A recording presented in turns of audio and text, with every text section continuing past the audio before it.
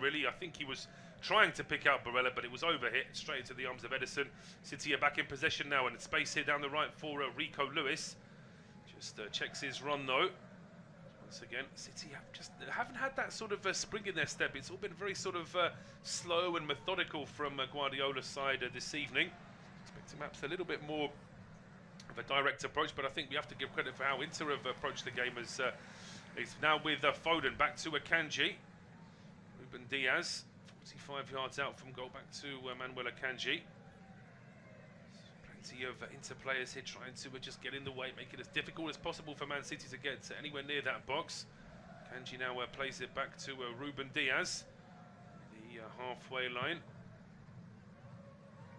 Rico Lewis is having to drop a little bit deeper, tries an early ball to Foden this time, but it's well read by Carlos Augusto.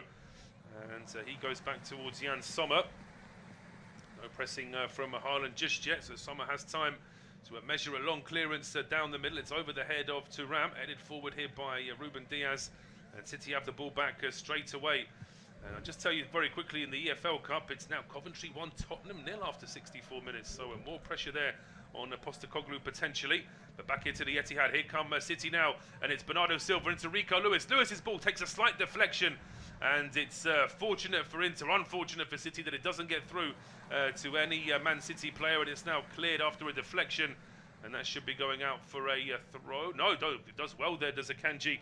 To keep the ball in play, and all of a sudden Inter can't get hold of the ball right now. I mean, I've never seen this before in my life, the composure that Inter seems to have in their own 6-yard box. It's Barella that picks up a loose ball that was a decent one from Foden, low and hard, and it's not exactly out of the danger zone. And Barella then just seems to check inside, goes back towards his own goal, combines with his goalkeeper, and somehow Inter keep possession and are able to play it out of danger. But it is really quite incredible, just the composure and the confidence that the Italian side are playing with in their own box.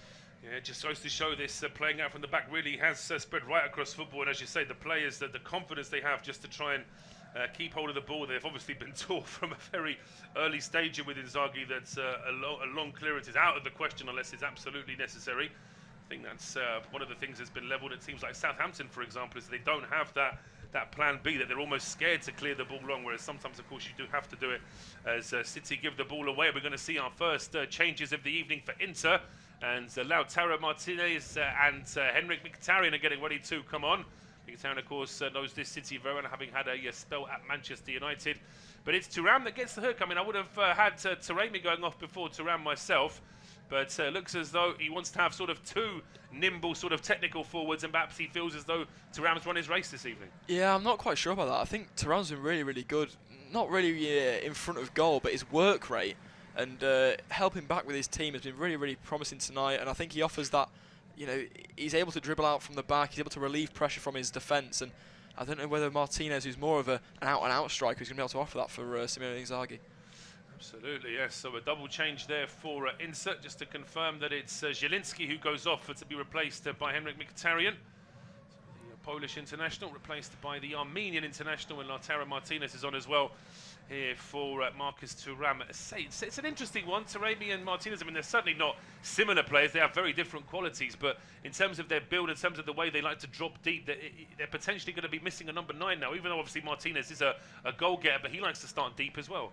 Yeah, he is. I do question that substitution maybe a little bit, because Taremi, I've mentioned a few times, he's looked tired from minute 1, and whether or not Inzaghi's keeping him on just for maybe that goal-scoring instinct in and around the box that might present itself later on, I don't know. But I think on the balance of play, you'd have to say that maybe he'd be the one player you'd be wanting to take off. He hasn't played too badly by any stretch, but he just hasn't quite offered what Thuram did. Compared to how often we've mentioned Thuram, he's also been a bit more anonymous, really, hasn't he? So I am a little bit surprised that Mehdi Taremi has survived the substitution. But as I say, if he ends up scoring in the next couple of minutes, of course, we'll both have to repeat our words. But for the time being, less chance of that, because it's City going forward now, and there's space here for Foden